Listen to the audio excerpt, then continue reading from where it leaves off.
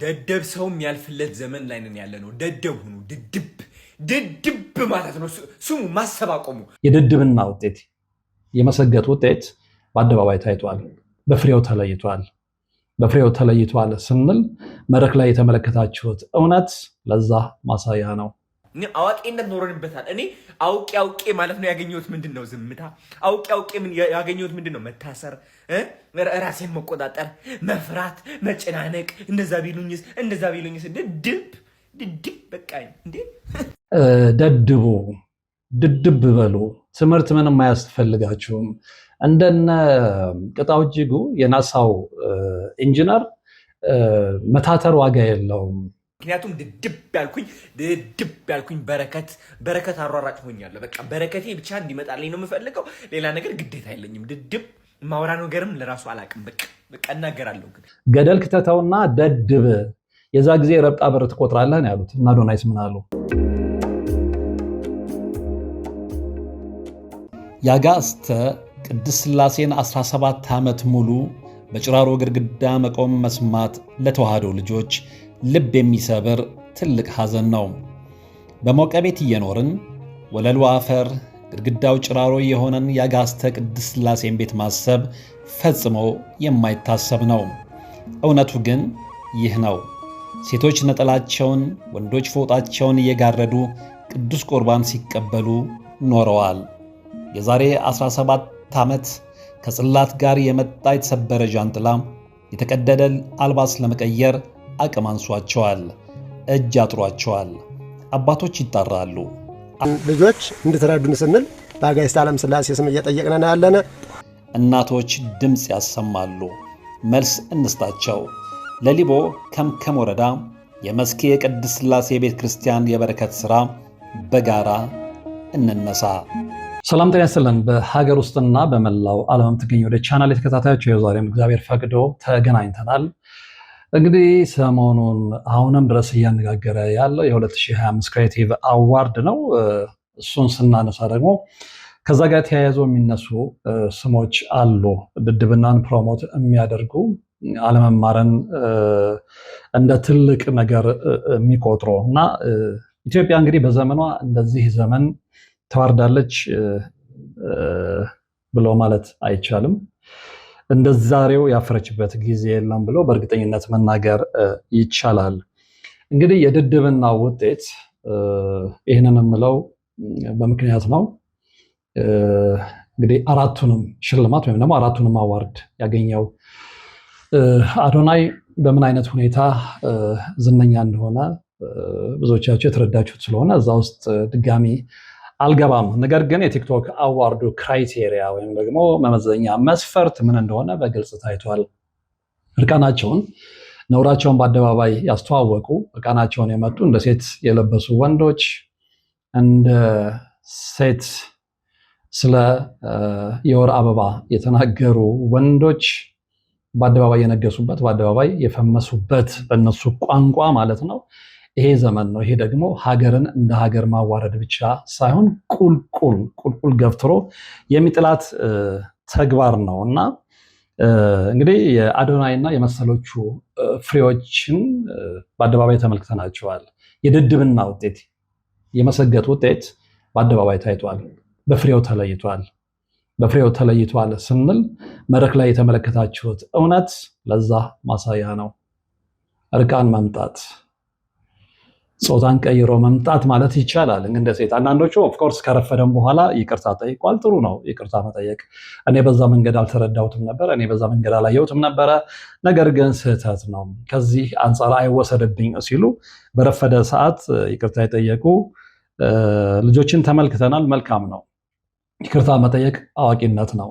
ነገር ግን ደግሞ በዛው ልክ ደግሞ ደንዳና ልባቸውን ይዘው አደባባይ ወጥተው ነውራቸው ትክክል ነው ብለው አሁንም የተከራከሩ ሰዎችን ተመልክተናል። አንደኛዋ ልጅ በተለይ ደግሞ እርቃኗን የመጣችዋ ልጅ ኮት ለብሳ ከውስጥ ጡቷን እያሳየች የመጣችዋ ልጅ ከተስፋዬ ጋር ባደረገችው ቃለ ምልልስ ላይ ህዝቡ ተቆጥቷል፣ ይቅርታ ጠይቂ ስትባል የሰጠችውን መልስ ሰምተናል። በፍጹም ይቅርታ አልጠይቅም ነው ያለችው። እንግዲህ ትዕቢተኛ ሰው ማንንም የሚሰማ አይደለም። ትዕቢተኛ ሰው ከሱ በላይ አዋቂ የሌለ የሚመስለው ሰው ነው። ስለዚህ ከእንደዚህ አይነት ሰዎች ከዚሁ ውጪ ሌላ አማራጭ ያለው መልስ መጠበቅ የዋህነት ነው የሚሆነው። እንግዲህ መማር ያስከብራል የሚለው አባባል መዝሙር ብቻ ሆኖ እንደቀረ የታየበት ጊዜ ነው።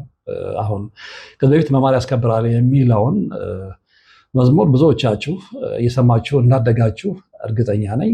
እዛ ውስጥ ያሉት ግጥሞች የራሳቸው የሆነ ትውልዱን የሚያነሳሱ የትምህርትን አስፈላጊነት፣ የድንቁርናን ሀገር ገዳይነት በደንብ የሚያንጸባርቁ ናቸው። ዛሬ ግን የነ አዶናይ አብዮት ያንን ነው ገርስሶ ለመነሳት የተነሳው እና ደድቡ፣ ድድብ በሉ፣ ትምህርት ምንም አያስፈልጋችሁም። እንደነ ቅጣው እጅጉ የናሳው ኢንጂነር መታተር ዋጋ የለውም። ከዚህ በፊት እንዳየናቸው እንደነ ዶክተር ሐዲስ ዓለማየሁ ሀገርን ለማሻሻል የምትወስዱት ትምህርት ዋጋ የለውም። እንደነ ዶክተር ከበደ ሚካኤል ብዙ መጽሐፍትን መጻፍ፣ ትውልዱ እንዲማር ማድረግ፣ የቀለም ገበታን ማዘጋጀት ዋጋ የለውም የሚል መልእክት ነው ያስተላለፉት። ስለዚህ ከደደብክ ሀገር እንደ ካሮት ስር ወደታች ብትሄድም አንተ በግልህ ውድ መኪና ከነዳ ዝናህን ካገኘ ረብጣ ብር ከቆጠርክ ስለ ሀገር ምን አገባህ ነው እንደምታው። እንዲህ አይነት ትውልዶችን ነው እያየን የመጣ ነውና ይሄ በጣም አደገኛ ጊዜ ላይ እንደደረስን አመላካች ነው። መማር ያስከብራል፣ ሀገርን ያኮራል። በነ አዶናይ መንደር ዋጋ የለውም። መማር ያስከብራል፣ ሀገርን ያኮራል።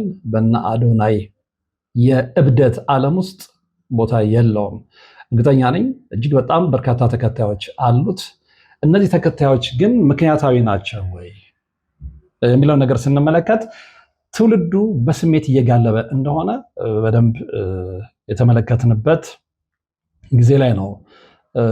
አባቶች ሲናገሩ ሀገር ሲያረጅ ጃርት ያበቅላል ይላሉ።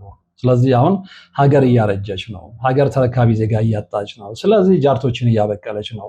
በጣም በሚገርም ሁኔታ እንግዲህ ብዙዎቻችሁ ስለ ኢትዮጵያዊ ምሁር ስለ አቶ ጌታቸው ቦለዲያ ምን ያህል እንደምታውቁ እርግጠኛ አይደለሁም።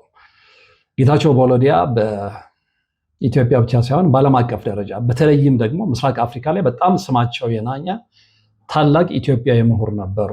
ይህንን ክብር ዝም ብሎ አላመጡትም።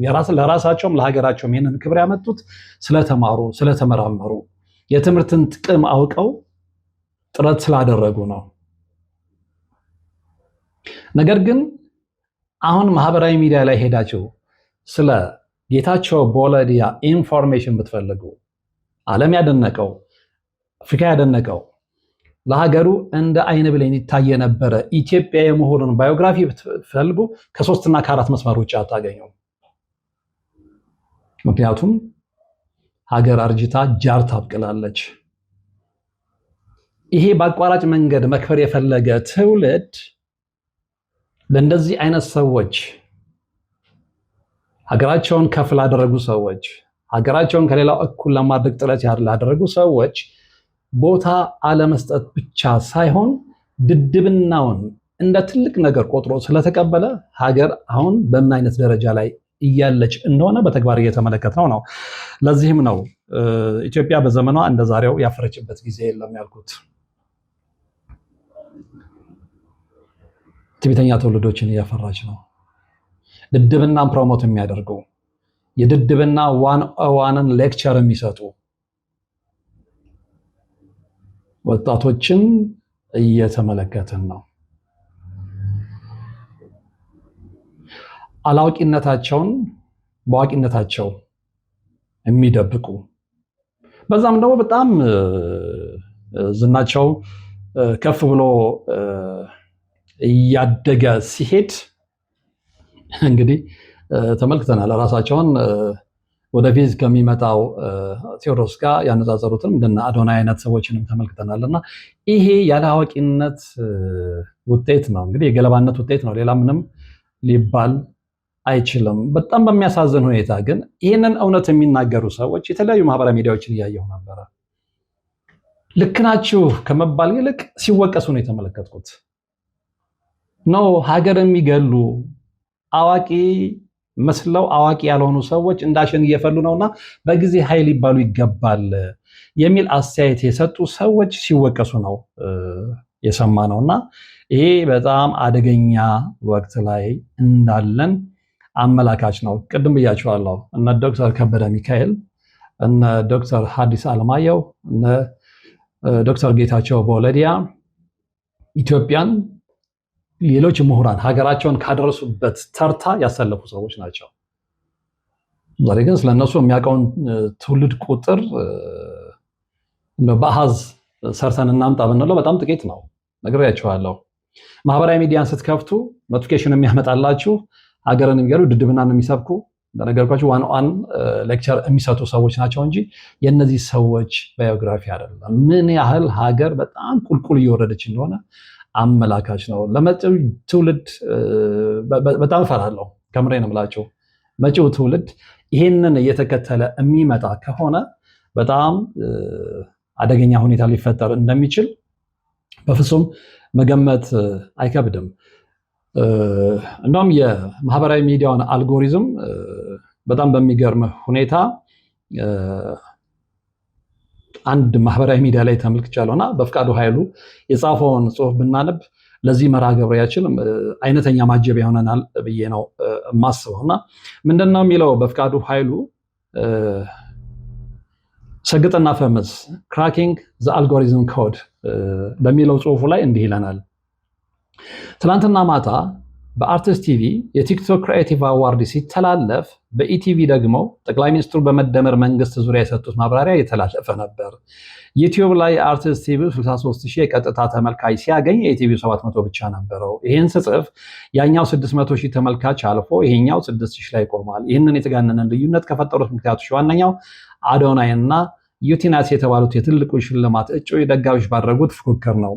ውድድሩ ከእጩዎቹ በላይ የደጋፊዎቻቸው ነበር። ኦፍኮርስ ከእጩዎቹ በላይ ጎራ ለይተው ሲቧቀሱ ማለት ይቻላል የነበረው የደጋፊዎቻቸው ነበረ እና የስግጥና ሰሞን ሰገጥ የሚለው ቃል ከ10 ዓመት በፊት እዚሁ ፌስቡክ ላይ ነበር የፈመሰው። ያኔ የራሳቸውን አራዳ ብለው የሰየመው ፌስቡከሮች ሌሎችን የሚያጣጥሉበት ቃል ነበር። ዘንግታችሁት ይሆናል እንጂ ሸገር ነፃ አውጪ ግንባር ሸነግ የሚባል የቀልድ ንቅናቄ ተፈጥሮ ነበር። ሸነጎች ሌሎችን ነፃ አውጪዎች በሙሉ ሰገጤ እያሉ ይጠሯቸው ነበር። ሶሻል ሚዲያ እብደት ይወዳል። ኦፍኮርስ ሶሻል ሚዲያው እብደት ነው የሚወደው። በተግባር እየተመለከትነው ነው። ራቁትን ሆነ ከመጣ ወንዱ ልጅ ስለ ማንስትሬሽን ፔሪድ እያወራ ከመጣ ወንዱ ልጅ እንደ ሴት ሆነ ከመጣ የሶሻል ሚዲያው እብደት የሚወዱ ያንን ነው። ትፈምሳለህ፣ ምንም ጥርጥር የለውም። እና አዶናይም እኮ ያሉት ያንን እኮ ነው። ትምህርት ምንም አያደርግልህም ደድብ፣ ፊደል መቁጠር ምንም አያደርግልህም ደድብ፣ አባቶች ጭረታ አድርገው የመጡትን ነገር እርሳውና በትምህርት መከበር ይቻላል፣ በትምህርት ራስንም ቤተሰብንም ሀገርን ማስተዳደር የሚለውን ፕሪንሲፕል ገደል ክተተውና ደድብ፣ የዛ ጊዜ ረብጣ ብር ትቆጥራለህ ያሉት እና አዶናይስ ምን አሉ? በፍቃዱ ጽሁፍ እንቀጥል። ሶሻል ሚዲያ እብደት ይወዳል፣ ቲክቶክ ደግሞ የባሰበት ነው። እናም ቲክቶክ ላይ የሚፈምሱ ሰዎች ከተለመደው ስርዓትና ሁኔታ ወጣ ብሎ ትንሽ ቀዌ ነገር የሰሩ ናቸው። በድብቅ የሚደረጉና የሚታወቁ ነገር ግን በአደባባይ የማይወሩና የሚያሳፍሩ የሚያናድዱና የሚያስቆጡ ነገሮችን ማድረግ ማለት ነው። ብዙ ዝግጅት አድርገው ጥሩ የሰሩ ሰዎች ተመልካች ያገኛሉ። ነገር ግን ልብ አድርጉ፣ የእነዚህኛዎቹ ተከታይ ማፍራት ሂደት ትንሽ ሄዶ እንደ ሐውልት ቆሞ ይቀራል ነው ያለው። ዛሬ የሚያስተምሩ ሰዎች ተመልካች የላቸውም፣ ካላቸውም ሄድና ይቆማል። ነገር ግን በአደባባይ ነውር ፈጽሙ የሚሉ ሰዎች ተከታዮቻቸው ቁጥር ይበረክታል፣ ፍጥነታቸው ይገሰግሳል፣ ዝናቸው አውትሻይን ያደርጋል። በሰዎች ዝና ችግር የለብንም። እኔ በግሌ ችግር የለብኝም።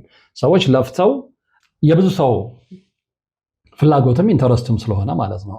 ማንኛውም ሰው በራሱ መንገድ ሰርቶ ሀገርን የሚያሳድግ ወገኑን የሚጠቅም ነገር ሰርቶ ዝነኛ መሆን ከቻለ እሰየው ነው። ነገር ግን በእንደዚህ አይነት ሁኔታ ሀገርንም ትውልድንም የገደሉ ዝነኛ መሆን ከጥቅሙ ይልቅ ጉዳቱ የሚያመዝን ነው። በፍቃዱ ኃይሉ እንዳለው ሶሻል ሚዲያ እብደት ይወዳል፣ ቲክቶክ ደግሞ የባሰበት ነው። እናም ቲክቶክ ላይ የሚፈምሱ ሰዎች ከተለመደው ስርዓትና ሁኔታ ወጣ ብሎ ትንሽ ቀዌ ነገር የሰሩ ናቸው። በድብቅ የሚደረጉና የሚታወቁ ነገር ግን በአደባባይ የማይወሩና የሚያሳፍሩ የሚያናድዱና የሚያስቆጡ ነገሮችን ማድረግ ማለት ነው እያለ ይቀጥልና በዚህ መሃል ነው እንግዲህ አዶናይ ነጥሮ የወጣው።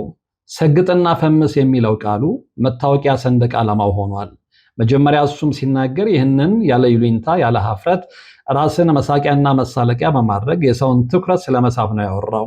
ምክንያቱም መፈመስ ረብጣ ያመጣል። እሱ ራሱ መጀመሪያ መሰገጥን እንደ አማራጭ መፍትሄ ነበር ያቀረበው። ነገር ግን ልክ ያኔ በ2010 በጋራ ስናብድ ጠቅላይ ሚኒስትሩ ደጋግመው ከሚጠቀሟት ቃል መደመር ጋር ህዝቡ ፍቅር ሲይዘው እርሳቸው ከተራ ቃልነት ወደ ፖለቲካዊ ፍልስፍናነት እንዳዘዋወራት አዶናይም እንደዋዛ የተናገራትን ሰግጥና ፈምስ የሚለውን ወደ ማነቃቂያ ንግግርነት ሳይፎግር ቀየራት። አዶናይ እንዴት ሰገጠ? ሰገጠ የሚለው ቃል አሁን እንድምታው ተቀይሯል። ያለ ይሉኝታ ማድረግ ያለብህን አድርገህ የተመልካይ ትኩረት ግዛ እንደማለት ነው። አዶናይ የመጀመሪያ ሰሞን ሴቶችን የሚያንቆለጳጵሱና የሚያወድሱ ንግግሮችን በመናገር ነበር የቲክቶክን ቀልብ የሳበው። በኋላ ላይ ገንዘብ ተቸግሬ ጎዳና ልወጣ ነው ብሎ አወራና በጎ ፈቃደኞች ገንዘብ አዋጥተው ታደጉት። ትንሽ ቆይቶ ደግሞ ሴጋ ግለ ወሲብ ብዙ ጊዜ እንደሚፈጽም አወራ። በእነዚህ ጊዜዎች ውስጥ እየተቀለደበትም እየታዘነለትም እየተተቸም የቲክቶክን የቀልብ እርካብ እየወጣ ነበር። በስተመጨረሻ ከካናዳ ወደ ኢትዮጵያ መጥቶ ተከታዮቹን በማስተባበር እርዳታና ትኩረት የሚሹ ሰዎችን በካሜራ ፊት መርዳት ጀመረ። ቁንጽል ሃይማኖተኝነት እና ከታዋቂ ሰዎች ጋር እሰጥ ገባ ውስጥ መግባትም አንዱ የመሰገጥ ፍልስፍና ነው። ሁሉም ለሱ ትኩረት አስገኘለት። ህይወቱ በአደባባይ ነው። በተቻለው መጠን አነጋጋሪና ብዙዎች የሚወዱትን ወይም የሚያወሩለትን ነገር በየቀኑ ያደርጋል። በዚህም በየቀኑ 100,000 ተከታዮችን ማፍራት ጀመረ። በተቃራኒው በትወና ጥበብ ይዘቶችን የምትፈጥረው ዩቲናስ ቆማለች። እሷም ከቀደምት ቲክቶከሮች አንዷ ናት። ላይቭ እየገባች ትኩረት የሚያስገኙ ነገሮችን ያደረገችበት ኤፒሶዶች አሏት። ሆኖም የምትሰራቸው ስራዎች ቁጣ ወይም ትዝብት ያስከተሉ ከመሰላት ትሰበሰባለች። ለምትሰራቸው አጫጭር ትወናዎች ብዙ ወጪ ታወጣለች፣ ብዙ ዝግጅት ታደርጋለች ወዘተ። እያደር እየበሰለችና እያደገች ነው የመጣችው። ነገር ግን የግል ህይወቷንም ብዛም አናውቅም፣ አታሳየንም። የምንስቅባት እንድናደድባት ወይም እንድንተቻት የሚያደርጉ ስራዎችን አትሰራም። በአሁኑ ቋንቋ አትሰግጥም። ስለዚህ የመጀመሪያዋ ሚሊዮን ተከታይ አፍሪ ብትሆንም ሌሎች ከኋላዋ እየመጡ አልፈዋታል። አዶናይ እና ዩቲናስ ለመኪናው ሽልማት እጩ ከሆኑ በኋላ በግል ምንም ኃይለ ቃል አልተለዋወጡም። ጦርነቱ የነበረው በደጋፊዎቻቸውና አድናቂዎቻቸው ነበር። በዚህ መሃል አዶናይ እዚህም እዚያም እየሄደ አጀንዳ መሆኑን አጧጧፈው። ዩቲናስ ግን ከውዝግብ ራሷን ማራቅ ጣረች። በዚህ ምክንያት የሱ ደጋፊ በረከተ። ይህም ለአዶናይ ቢያንስ የሽልማቱን መንበር አቆናጦታል። የስግጥና ወርቁ። ስግጥና ተብሎ እየተሸጠ ያለው ነገር በሁለት ቃላት ይገለጻል። ማስቆጣት አውትሬጅ እና ተጋላጭነት ቨልኔራቢሊቲ። የአዶናይ እያንዳንዱ እርምጃ እነዚህ ሁለቱ ናቸው። ዮኒ ማኛ ከሃይማኖት የሚንዛለለው፣ ጂጂ ኪያ ከልጇ ጋር ወንድ ስል መቀማማት የምታወራው ከነዚህ ሁለቱን ለማግኘት ነው። ሶሻል ሚዲያ በተለይም ቲክቶክ እነዚህን ሌሎችን ማበሳጨት ወይም ራስን ማጋለጥ ከሰጣችሁት ዝናችሁን ሰማይ ይሰቅለዋል። ልብ አድርጉ። በትክክል ነው የገለጸው እዚህ ጋር በፍቃዱ ኃይሉ። ከዛ በኋላ ዝናችሁን እንዴት እንደምትጠቀሙበት እናንተው ትወስናላችሁ። አዶናይ እየቆመረ ያለው there is no such thing as bad publicity፣ መጥፎ ዝና የሚባል ነገር የለም በሚል ፈሊጥ ይመስላል። ዝናውን ለበጎ አድራጎት እያዋለው ለማሳየት ይሞክራል። ነገር ግን ይህ አካሄድ ዘላቂ አይመስለኝም። ተከታዮቹ ተጨማሪ የሚያስቆጣ ነገር፣ ተጨማሪ ራሱን አጋልጦ ማቅረብ፣ ተጨማሪ ከሌሎች ጋር የሚደረግ ሰጥ ገባ ይፈልጋሉ። እነዚህን ነገሮች በሙሉ ተምኔታዊ በሆነ መንገድ ማቅረብ ካልቻለ ተመልካቾቹ ወደ አዲሱ ትርኢት ይዞራሉ። ይህንን ማድረግ ከቻለ ደግሞ የግልና የተረጋጋ ህይወት የሚባለውን ነገር መሰናበት አለበት። አልጎሪዝሙ የሚፈልጋችሁ ስትጋለጡ ወይም ስትባልጉ ብቻ ነው። በደንብ ገልጾታል። እዚህ ጋር ስለ ዩቲዩብ እና ቲክቶክ አልጎሪዝም አልነግራችሁም። በፍቃዱ ኃይሉ በጣም በሚገርም ሁኔታ አስቀምጦታል። ስለዚህ አልጎሪዝም የሚፈልጋችሁ ስትጋለጡ ወይም ደግሞ ስትባልጉ ነው። እምትባልግ ከሆነ ትፈምሳለህ። እምትባልግ ከሆነ ረብጣ ብር ትቆጥራለህ። እምትባልግ ከሆነ ነውርህን በአደባባይ የምትገልጽ ከሆነ ማንም ሰው ያከብረሃል። ለዚህም ነው ኢትዮጵያ በዚህ ዘመን ከመቼውም ጊዜ በላይ በትውልዷ አፍራለች። ያፈረችም ጊዜ የለም እምላችሁ። አሳፋሪ ትውልድ ነው እየመጣ ያለው። ስለዚህ ክብርህን ይሄ ዲግኒቲ የሚባለውን ነገር ገደል ከተህ ረብጣ እስከቆጠርክ መኪና እስከነዳ ሽልማት እስካገኘህ ድረስ አደባባይ ወጥተህ እርቃንን መቆም ለአንተ ቀላል ነገር ነው። አደባባይ ወጥተህ ሌሎችን መስደብ ለአንተ ቀላል ነገር ነው። የሰራኸውን ኃጢአት የሰራኸውን ወንጀል፣ ይሄ ወንጀል ነው። ትውልድን መግደል ወንጀል ነው። ያንን በአደባባይ አምነህ መቀበል አትፈልግም። ጭራሽ ሰዎች ተቆጥተዋል ስትባል ምን አገባኝ የሚል መልስ ነው የምትሰጠውና እንዲህ አይነት ልጆችን ደግሞ አይተናል። በዚህ በክሬቲቭ አዋርዱ ላይ ቅድም የጠቀስኩላችሁ ልጅ አንደኛዋ የምናነሳት ልጅ ነች እና ያቺ ልጅ እንግዲህ አንዳንድ ነገሮችን ከመለሰች በኋላ ሰው ቅር ብሎታልና ይቅርታ ትጠይቂያለሽ ስትባል አልጠይቅም ያለችው። መጽሐፍ ቅዱስ ምን ይለናል? ቅድም ብያቸዋል። ትዕቢት ጥፋትን፣ ኩሩ መንፈስን ውድቀትን ይቀድማል ይለናል። ምሳሌ 16:18 ሰው ጥፋትን ቢያጠፋም እንግዲህ ተስፋ አለው። ሰው ቢስትም የሚማር ልብ እስካለው ድረስ ይመለሳል። ለዛ ግን ቀና ልብ ያስፈልጋል። ሰው መንገድን ቢስት እስከሰማ ድረስ ይድናል። ትዕቢተኛ ሰው ግን ሰውን የማይሰማ ሰው ነው። ትዕቢተኛ ሰው ከእርሱ ውጭ አዋቂ እንደሌለ የሚያስብ ነው። አሁን እየተመለከተን ያለ ነው ይህንን ነው። ትዕቢተኛ ሰው ካለ እርሱ መንገድ ሌላው መንገድ ሁሉ የተሳሳተ የሚመስለው ነው። ትዕቢተኛ ሰው ራሱን ያለ አግባብ የሰቀለ ሰው ነው። ትዕቢተኛ ሰው ካለኔ ሰው የለም የሚል ሰው ነው። ትዕቢተኛ ሰው ማንንም የማይሰማ ሰው ነው። ትዕቢተኛ ሰው ሁሉን የሚያውቅ የሚመስለው ሰው ነው። ትዕቢተኛ ሰው የሚማር ልብ የሌለው ሰው ነው። ትዕቢተኛ ሰው ከሁሉም በላይ እውቀት ያለው የሚመስለው ሰው ነው። አሁን እያየነው ያለው ትውልድ እንደዚህ አይነት ትውልድ ነው። እንዲህ አይነት የትዕቢት የደነደነ ልብ ባለቤት የሆኑ ወጣቶችን ነው እየተመለከትን ያለ ነው። እንደዛ ከሆናችሁ ደግሞ ሽልማቱን የሚፈልገው እናንተ ነው። አዘጋጆችም የሚፈልጉት እናንተ ናቸው። ለነገሩ አንዳንዶች በማህበራዊ ሚዲያቸው ላይ እንዳንጸባረቁት በጽኑ እንደተቃወሙትም ሸላሚዎቹም ያንን ሽልማት ለማዘጋጀት ብቃት የላቸውም። ይህንን በእርግጠኝነት መናገር ይቻላል። ምክንያቱም ክራይቴሪያቸው ምንድን ነው? ትውልድን የሚያዋርድ በመግቢያ ላይ እንዳልኩት የድድብናን ዋን የሚያስተምር እርቃኑን የሚመጣ ማህበረሰቡን የሚንቅ ድንቁርናውን በአደባባይ የሚናገር ትውልድን አምጥተህ የምትሸለም ከሆነ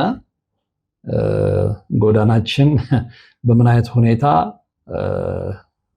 በጣም አደገኛ እንደሆነ የሚያሳይ ነው እና ትዕቢተኞችን ነው ሞር እያበቀለን የመጣ ነው። ሞር ማለት ነው። ስለዚህ ትዕቢተኛ ከእግዚአብሔር ተቃዋሚዎች እንግዲህ ለማንም እድልን የማይሰጥ ነው። ትዕቢተኛን ማንም አይመክረውም። ትዕቢተኛን ማንም አያስተምረውም። ትዕቢተኛ ሁሉንም ዝቅ አድርጎ ነው የሚያየው። ትዕቢተኛ ሊሰማው የሚገባው ምንም ሰው የለም። ትዕቢተኛን ማንም አይመልሰውም። ትዕቢተኛ ከእግዚአብሔር ተቃውሞ ውጪ ተስፋ የለውም።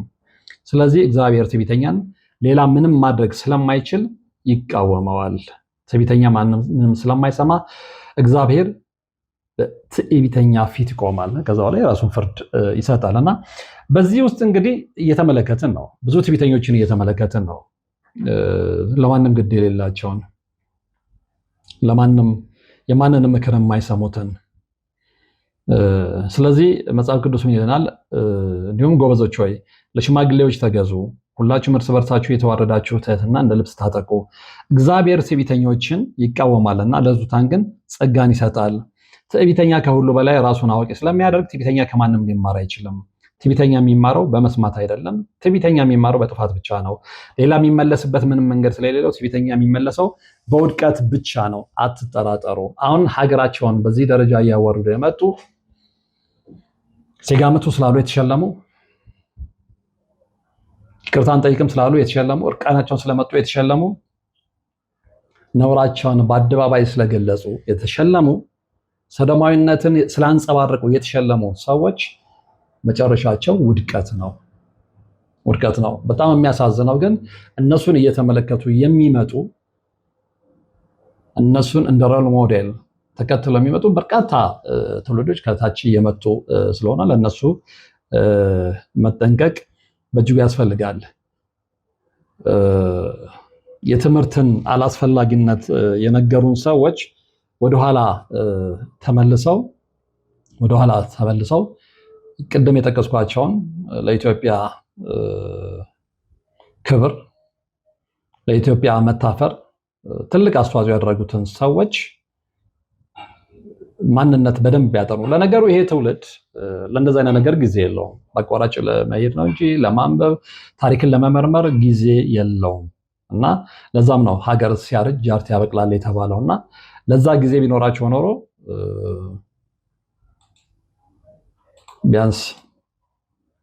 ቢያንስ አሁን ካሉበት መንገድ ይመለሱ ብለን እናስብ ነበረ። በጣም በሚገርም ሁኔታ እንግዲህ ከዚህ ጋር በተያያዘ ብዙ አስተያየቶች ተሰጥተዋል በየማህበራዊ ሚዲያው ላይ። እኔ በጣም ከሳቡኝ ከግለሰቦች ከተሰጡ አስተያየቶች መካከል ታደሰ ገለታ መንግስቱ የተባሉ አስተያየት ሰጪ የሰጡትን አስተያየት ወደ እናንተ ባደርስ የብዙዎቻችንን በተለይ ደግሞ በዚህ መስመር የተሰለፍነውን ሀሳብ ይገልጻል ብዬ ነው የማስበው። ምንድን ነው ያሉት? ሀገሪቱ ራሷ በቲክቶክ ወጥመድ መጠለፏ ያሳዝናል። የሚዲያ ጣቢያዎቿ ሁሉ በዚህ መረብ ውስጥ የታሰሩ ናቸው።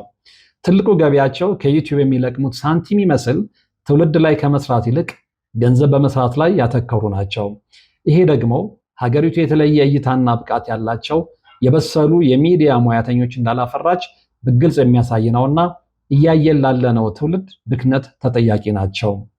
አትማር፣ የአንተ ሳይንቲስትነት ወዲያ ጣለውና ድድብ በል ለሚለው ሰው ክብር የምትሰጥ ሀገር የመጪውን ትውልድ አመጣት ትቻለው። እንግዲህ መንገዳቸውን እየሳቱ ያሉት ተከታዮች እንዳያያዛቸው ከጥቂት ቀናት በኋላ በአምላካችን አትምጡብን ከማለት አይመለሱም። ወይ ሌላ ስግጥዝም፣ ፍምሲዝም፣ ምናምኒዝም የሚባል ሃይማኖት ይመሰረትም ይሆናል። ኢትዮጵያን አንድ ለማድረግ ከሰሜን ይመጣል የተባለው አንተ ሳትሆን አትቀርም እያሉኝ ነው ብሏል አሉ ነው ደግሞ መማር ያስከብራል ዘፈን ሆኖ ሊቀር ነው ይላል አስተያየታቸው። እንግዲህ ይሄ የብዙዎቻችን የጋራ ሀሳብ ነው እና ደድብናን የምታከብር ሀገር ውጤቷን እያየን ነው፣ ውጤቱን እየተመለከትን ነው። ይሄ ደግሞ እንዳልነው ከመቼውም ጊዜ በላይ ዋጋ ያስከፍለናል። በጊዜ አንድ ነገር ካልተደረገ በስተቀር ዋጋ የምንከፍልበት ጊዜ በደንብ እየመጣ ነው። ቅድም ብያቸዋለሁ ስለ አቶ ጌታቸው ቦሎዲያ ሳውራ ስማቸውንም ሰምቶ የማያውቁ ሰዎች ሊኖሩ እንደሚችሉ፣ በተለይ ደግሞ የዚህ ዘመን ወጣት ስማቸውንም ሰምቶ የማያውቅ ወጣት ሊኖር እንደሚችል እገምታለሁ። አንድ ጊዜ ምን አሉ ተባለ። ታዋቂው ባዮኬሚስት ዶክተር ጌታቸው ቦሎዲያ ዩኒቨርሲቲ ውስጥ እያስተማሩ በነበሩበት ሰዓት ተማሪዎች ወደ ክፍል ሲገቡ አያውቋቸውም። እንዳሁኑ እዩኝ የሚሉ አይደሉም። የድሮ ምሁራኖች እንዳሁኑ እዩኝ ወቁኝ የሚሉ አይደሉም። በራሳቸው የሚተማመኑ እውቀታቸው መሰረት ያለው ስለሆነ ትህትና ልብሳቸው የሆኑ ስለሆኑ እንዳሁኑ ምንም ሳይሰራ አደባባይ ላይ ያዙ ሊቀቁኝ እንደሚሉት አይደሉም።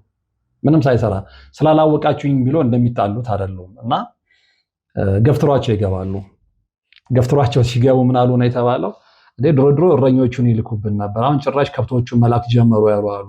ኦፍኮርስ አሁን ምን አይነት ትውልድ እየመጣ እንደሆነ አመላካች ነው። ዶክተር ጌታቸው ቢኖሩና ይህን ትውልድ ቢያዩት ደግሞ ከከብትነት ወደ ምንነት ሊመድቡት እንደሚችሉ አናቅም እና በጣም አደገኛ ዘመን ላይ ነው ያለነው የምንለው በምክንያት ነው። እንግዲህ ከበረ ሚካኤል መጽሐፍ ብዙዎቻችሁ እንደተማራችሁ ተስፋ አደርጋለሁ። በኢትዮጵያ ታሪክ እንግዲህ ትምህርትን የበለጠ ለማስፋፋት ከደከሙ ባለሙያዎቻችን መካከል አንደኛው ክቡር ደራሲ ዶክተር ከበደ ሚካኤል ናቸው። በርካታ መጽሐፎችን ጽፈዋል። እንግዲህ የአላያንስ ኢትዮ ፍራንሲስ ተማሪ የነበሩት ክቡር ዶክተር ከበደ ሚካኤል ከአዲስ አበባ ዩኒቨርሲቲ የክብር ዶክትሬት ሆኖራሪ ዶክትሬት እና የኃይለ ሥላሴን ሽልማት ያገኙ ምሁር ናቸው። ቋንቋዎች ላይ ደግሞ ግዕዝና የውጭ ቋንቋዎች ላይ በጣም የተካኑ ባለሙያ ናቸው። ታዋቂ ስራዎቻቸው ብርሃነ ህሊና ብዙዎቻችሁ ተምራችሁበታል ብዬ አስባለሁ። የቅኔ ውበት፣ የሼክስፒር ትርጉሞች፣ ሮሚዮና ጁልየት፣ እነ ማክቤዝ እና ሌሎችም። ይሄ በድድብና የመጣ ነው። ይሄ በትምህርት የመጣ ነው። ይሄ ደድበው ሰግጠው ያኖሩልን ቅርስ አይደለም። ይሄ ተምረው ተመራምረው አንብበው አይናቸው እስኪቀላ አይናቸው እስኪፈር ድረስ አንብበው ተመራምረው ትውልዱ እውቀት ያስፈልገዋል ብለው የለፉበት ስራ ነው እንጂ እንዳሁኑ አትማር ትምህርትን ወደዛ ጣለው መደደብ በቂ ነው ብለው ሰብከው አይደለም እነዚህን ቅርሶች ያኖሩልን። እና ከዛም ውጭ እንግዲህ ክቡር ከበደ ሚካኤል ወደ 30 እና ከዛ በላይ ሆኖ መጽሐፍትን ጽፏል። ከሰሯቸው ወይም ካበረከቷቸው ቲያትሮች መካከል እነ ትንቢት ቀጥሮ፣ እነ ቅጣት ማዕበል፣ እነ ካሌብ፣ እነ ሃኒባል በሰው ስብዕና ላይ የራሳቸውን ሆነ አስተዋጽኦ አሳድረዋል። ከዛ ውጪ እነ ቅኔ ውበት፣ እነ ጃፓን እንዴት ሰለጠነች፣ እነ ታላላቅ ሰዎች፣ የስልጣኔ አየር ያኔ በቸሩ ጊዜ በወርቃማው ዘመን ማለት ነው። የስልጣኔ አየር ስለ ስልጣኔ ነበረ በደንብ ሲነግሩ ጃፓን እንዴት ሰለጠነች፣ የጃፓንን ስልጣኔ ወስደን ኢትዮጵያዊ ቅናት አድሮብን ሀገራችንን ከፍ ማድረግ አለብን በሚል ስሜት ውስጥ ሆነው የጻፉት መጽሐፍ ነው።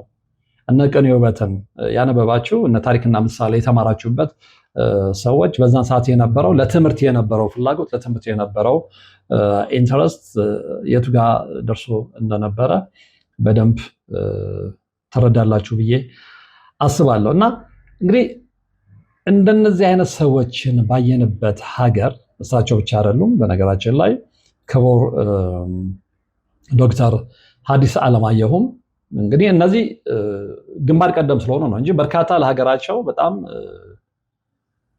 ጥሩ የሆነ አስተዋጽኦ አበርክተው ያለፉ ሁሌም ስማቸው በወርቅ ቀለም የሚጻፉ የሀገር ባለውለታዎች አሉ። ዛሬ ግን ይህች ሀገር የሀገር ባለውለታዎችን አይደለም የምትፈልገው፣ ድድብናን በአደባባይ የሚሰብኩ እና የሚፈምሱ ሰዎችን ስለሆነ የምትፈልገው። እነዚህ ሰዎች ተረስተዋል። ነገር ግን ትክክለኛው ትውልድ በመጣ ጊዜ እነዚህ ሰዎች እንደገና ስማቸውን ከፍ ያደርገዋል ብዬ ነው የማስበው እማምነውም። እና እነ ዶክተር ሐዲስ ዓለማየሁም በስራዎቻቸው በርካታ ወጣቶችን ለሀገራቸው የተለየ ፍቅር እንዲኖራቸው ሀገራቸውን በትምህርት እንዲያሳድጉ የራሳቸውን አስተዋጽኦ አድርገዋል። በትምህርት አይደራደሩም ነበር። አሜሪካኖች ለዜጎቻቸው በተለይ ደግሞ መሰረት ለጣሉላቸው ትልቅ ክብር አላቸው። እነሱ ፋውንዲንግ ፋዘርስ ወይም መስራች አባቶች ናቸው የሚሏቸው። እኛ ግን መስራች አባቶቻችንን የጠቀስኳቸው እነ ክቡር ዶክተር ሐዲስ ዓለማየሁን፣ እነ ክቡር ዶክተር ከበደ ሚካኤልን፣ ሌሎችም ምሁራንን ዛሬ እርግፍ አድርገን ትተናቸዋል። አሜሪካኖቹ ማንስማማው ከነሱ ማንቀበላቸው ነገሮችን ቢኖሩ በተለይ እነዚህ መስራች አባቶቻቸውን የሚያከብሩበት መንገድ ግን የሚያስቀና ነው። እኛ መስራች አባቶቻችንን እንኳን ልናከብር ይቅርና ነግሬያቸዋለሁ። ስለ ጌታቸው በወለዲ የሆነ ነገር መስራት ፈልጌ አንዳንዶችን ስመለከት በጣም ቁንጽል የሆነ ሀሳብ ነው ያገኘሁት። በዚህ ደረጃ ዘንግተናቸዋል። አይከኖቻችንን ትተናቸዋል። የኛ ዛሬ አይከን አድርጎ ትውልዱ የመረጣቸው እነማን እንደሆኑ እየተመለከተን ነው። እና እንግዲህ እነ ክቡር ዶክተር ሐዲስ ዓለማየሁ በህይወት በነበሩበት ሰዓት ላይ እነ የአበሻና የወደኋላ ጋብቻን፣ የትምህርትና የተማሪ ቤትን ትርጉም፣ እነ ተረት ተረት የመሰረትን፣ እነ ፍቅር እስከ መቃብርን፣ ኢትዮጵያ ምን አይነት አስተዳደር ያስፈልጋታለን፣ ይሄ ከብሩህ አእምሮ የመጣ ነው። ይሄ ካላዋቂነት ከመሀይም ጭንቅላት የፈለቀ አይደለም።